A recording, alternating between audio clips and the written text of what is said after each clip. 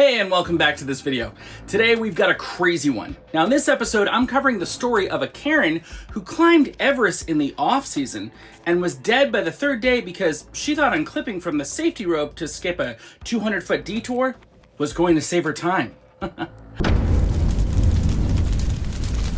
It was the 19th of November 2016. By that point in the post-monsoon off-season, the guided expeditions are long gone, the camps are empty, and Everest goes back to being what it actually is. A 29,000-foot piece of rock and ice sitting at the edge of the atmosphere that does not care whether you are on it or not. Temperatures drop well below zero. Winds off the jet stream can hit over 100 miles per hour. And the icefall becomes something that even experienced climbers want nothing to do with. This is the mountain Brianna Trescott decided to climb. Brianna was 38 years old, a real estate developer from Scottsdale, Arizona. She was the kind of person who had done well enough in life that she started to believe her own success was just who she was, rather than a product of circumstance. She had climbed Denali in 2012 and Aconcagua in 2014, both with guided teams, both successful, and she had built her entire identity around those two trips. In her mind, she was a serious mountaineer. In reality, she was someone who had done 2 well-supported climbs and had not been at altitude since. Everest was a completely different mountain, and the off-season version of Everest was a different category again, but Brianna had already decided she was ready long before she looked at what that actually meant. The reason she was attempting an off-season climb came down to 2 things: ego and impatience. She had tried to secure a spot on a spring 2017 guided expedition and couldn't get onto the team she wanted. Rather than wait a full season and try again, she paid for a late season permit on her own, the kind that are technically available precisely because almost no serious operator bothers filing them. She framed the whole thing to her friends and colleagues as a bold, unconventional choice. She told people she preferred the mountain without the crowds, that she wanted a purer experience, that the off-season was actually safer because there was less human traffic on the route. None of that was true in any meaningful way, but it sounded good, and Brianna was very good at making things sound good. She posted about the trip before she left. She posted from Kathmandu. She posted from base camp. The trip was as much a performance as it was a climb. Turning back was never a real option for her because turning back would have required an explanation, and she would have rather stayed on that mountain than come home with nothing to show for it. She hired a guide through a local agency, a man with 4 Everest summits and over a decade of high-altitude guiding experience. She also hired a local porter to help carry equipment through the approach and into the lower icefall. Not a high-altitude climbing Sherpa, just load support for the early stages before the serious terrain began. From the moment she arrived, the dynamic was uncomfortable. She questioned the guide's route plan on day 1, before they had even left base camp. She asked whether certain pieces of safety equipment were strictly necessary or just standard practice, as if there was a meaningful difference. She asked the guide within the first hour whether the porter was actually experienced or just available, loud enough that there was no question the porter heard it. These are small things individually, but they told the guide everything he needed to know about how the next several days were going to go. On the evening of day 1, the guide sat down with Brianna for a full route briefing. The Khumbu Icefall is the first major obstacle on the south side route, and it demands respect even in perfect conditions, so going through it in detail before you set foot in it is just standard practice. He explained the Serac situation specifically. There were 2 sections of the route where large ice towers had been flagged as high risk based on their position and the visible undercutting at their bases.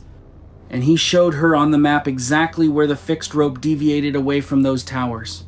Yes, it added distance. Yes, it added time. But it kept climbers out of the fall zone, and that was the point. He was direct with her. Do not leave the fixed rope in those sections. Move quickly through the flagged zones, and do not stop under the Seracs for any reason.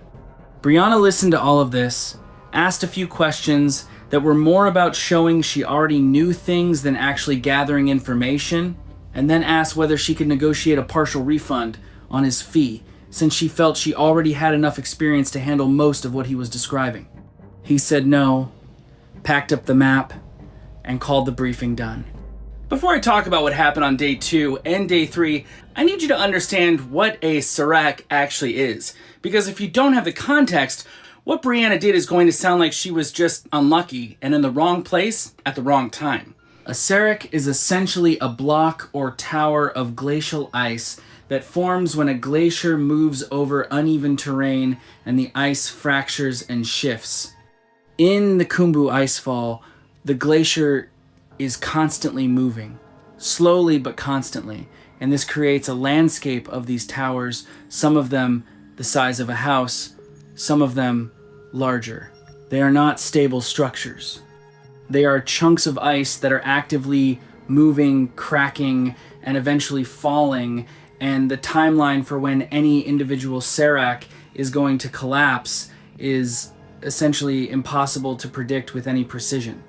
The best anyone can do is look for the signs of advanced instability. The visible cracking at the base, the lean, the dark discoloration that tells you the internal structure has been compromised, and then route around them. That is exactly what the fixed ropes in the icefall are designed to do. They keep you out of the fall zones of the most dangerous towers. And when a serac collapses, it does not just drop straight down. Depending on where the fracture point is and how the tower is leaning, it can fall laterally, throwing tens of tons of ice across a wide area at a speed that gives you no time to react. This is not a fringe risk or a theoretical worst case. It is a known, documented, recurring cause of death in the Khumbu icefall, and every serious climber who has spent time there knows it. Day 2 started with the porter quitting. He came to the guide early in the morning and told him he was not comfortable with the ice conditions and the weather pattern he was reading. He had been doing this long enough to trust his instincts, and his instincts were telling him to get off the mountain. Brianna's response to this was to tell him to his face that he was being unprofessional and that she would make sure the agency knew about it.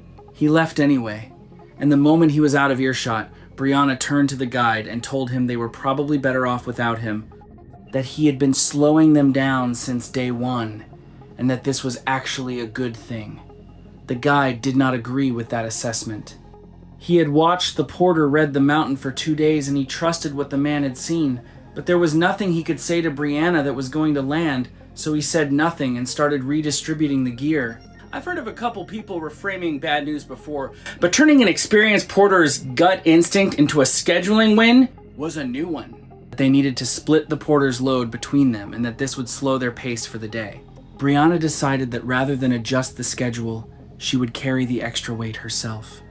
The guide advised against it, not because he doubted her physical ability, but because adding that much load on day 2 of an Everest attempt at altitude in cold conditions was going to cost her energy she could not afford to spend. She did not want to hear it.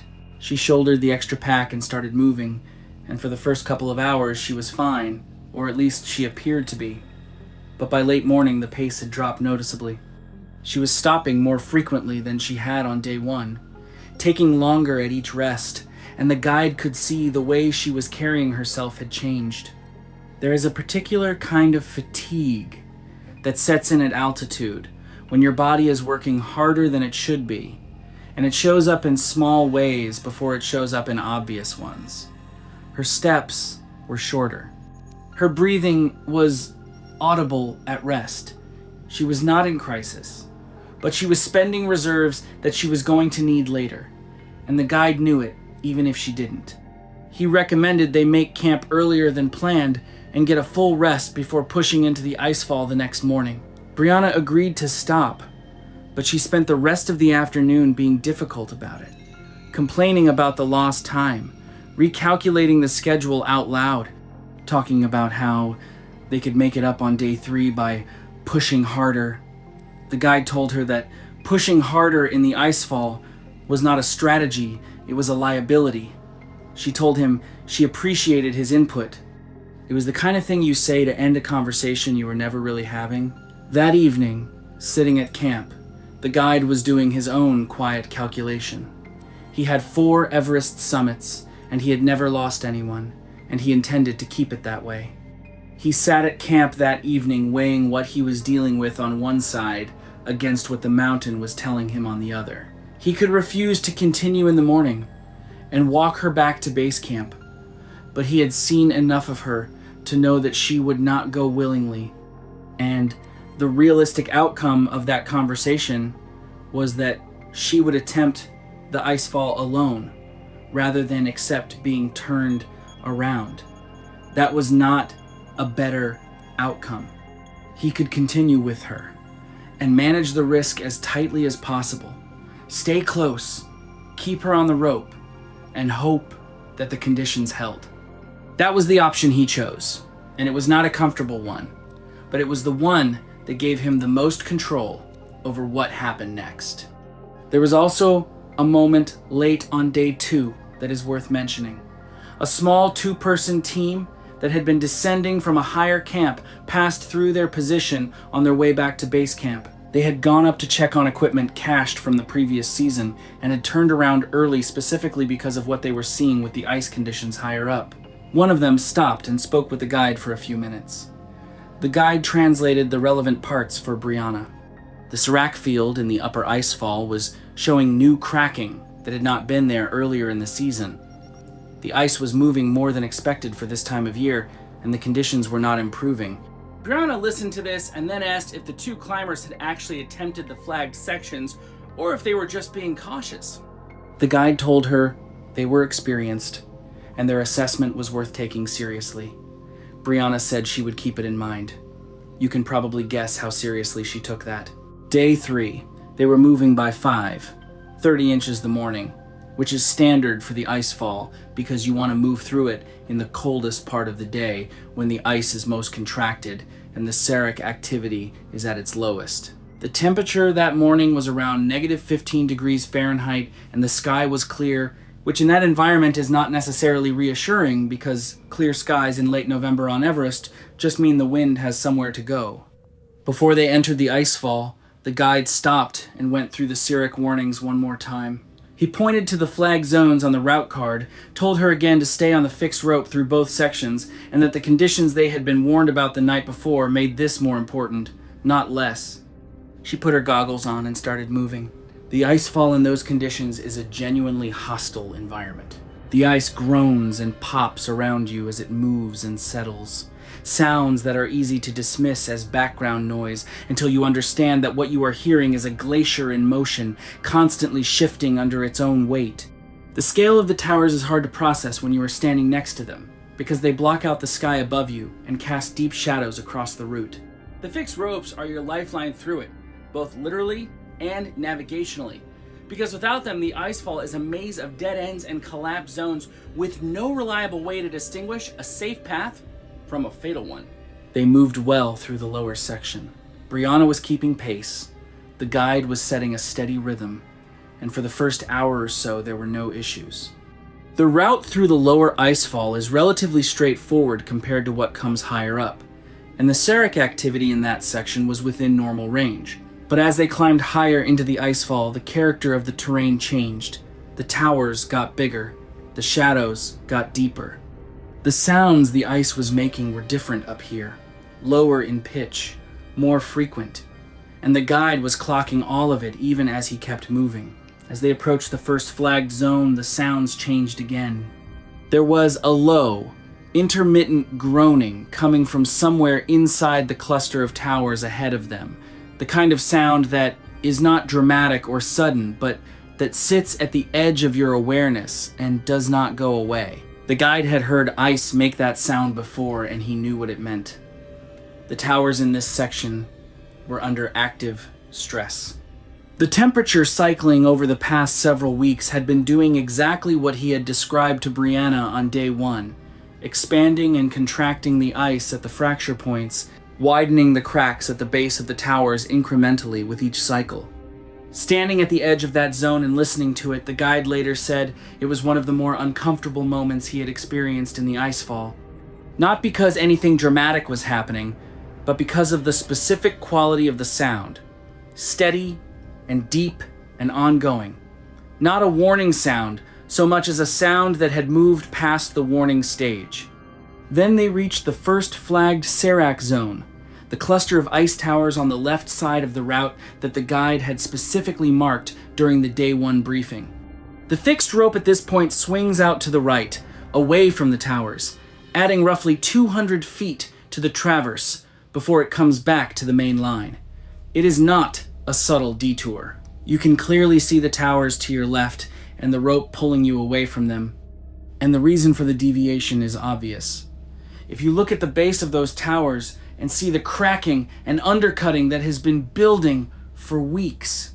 The ice at the base of the largest tower in the cluster was visibly dark, which is what glacial ice looks like when it has been under sustained pressure and the internal structure has started to fracture. It was not a tower that looked fine. It was a tower that looked like it was in the process of failing. Brianna looked at the detour and decided it was unnecessary. The guide told her to stay on the rope. She told him the detour added time and that the towers looked stable to her. He told her that they did not look stable to him and that she was not qualified to make that assessment. She told him she had been reading terrain for years and that she trusted her own judgment. He told her that her judgment was not the relevant variable here, that the fixed rope existed specifically because people with far more experience than either of them had assessed those towers and determined they were not safe to pass under. She unclipped from the fixed rope and stepped left toward the towers to cut the distance. The guide did not follow her into the fall zone because doing so would have put 2 people in danger instead of 1 and would not have changed what she was doing. He stayed on the fixed rope, kept moving on the safe line, and kept calling to her to come back. But she did not. He might as well have been talking to the ice. She walked through that fall zone like it was a parking lot. Steady pace, no hesitation, completely unbothered by what was above her. The towers were to her right as she moved, close enough that she was passing through the shadow they cast across the ice. The guide was on the fixed rope to her right, maybe 60 or 70 feet away, still calling to her. At some point, she stopped briefly and looked up at the towers above her. The guide could not tell from his position whether she was reassessing or just checking her line. She started moving again. She made it approximately 140 feet into the fall zone. A little over half the length of a football field. Not very far at all when you think about what it cost her. The Sarek that came down was one of the larger towers in the cluster. The recovery team later estimated it at somewhere between 60 and 70 tons of glacial ice, though that number is approximate at best. The fracture point was at its base, on the uphill side, which meant that when it went, it did not fall straight down. It fell laterally, toward the route in the direction Brianna was moving. The guide heard it before he saw it. He described it later as a sound that started below the threshold of hearing, something he felt in his chest and in the soles of his boots before it ever became audible. And then it became very audible very quickly, a deep tearing crack that echoed off the surrounding ice walls. He turned and saw the tower already in motion. The whole sequence from the first sound to the impact was a matter of seconds. He could not reach her. He could not do anything except watch. The main mass of the Serac struck her on her left side at an angle, the force of the impact throwing her approximately 30 feet across the ice surface. She came to rest face up on the ice, and for a moment that was the whole picture, just her lying there in the open with the dust of the collapse still moving through the air around her. Then the secondary debris came down. A chunk that broke off from the upper portion of the collapsing tower, the guide later described it as roughly the size of a large chest freezer, came down across her lower body several seconds after the main impact, pinning her from roughly the hips down. She was not buried. She was not under the ice. She was lying on the surface of the icefall, partially pinned and in the open, and she was conscious. The guide reached her within a few minutes, moving as fast as the terrain allowed. She was talking when he got to her, which under the circumstances was both a relief and a complication because it meant she was aware of what was happening to her. She told him she could not feel her legs. Given the weight across her lower body, that was not surprising. But the guide's concern was not her legs, it was her breathing. From the moment he reached her, he could hear that something was wrong with it. She was taking short, shallow pulls of air, and there was a wet, rattling quality to each breath that told him the damage was not on the surface. He tried to move the ice chunk pinning her lower body. He got his hands under the edge of it and put everything he had into it, and it did not move. The chunk was too heavy, and the angle was wrong, and there was nothing he could do about it with the tools and the strength available to him on the side of a mountain at altitude. He got on the radio. The emergency call went out at approximately 6:58 inches the morning. The response he got back was not encouraging. A rescue team would need to assemble and then move through the icefall on foot to reach her position, and in those conditions, that was a minimum of 3 to 4 hours, even if everything went perfectly.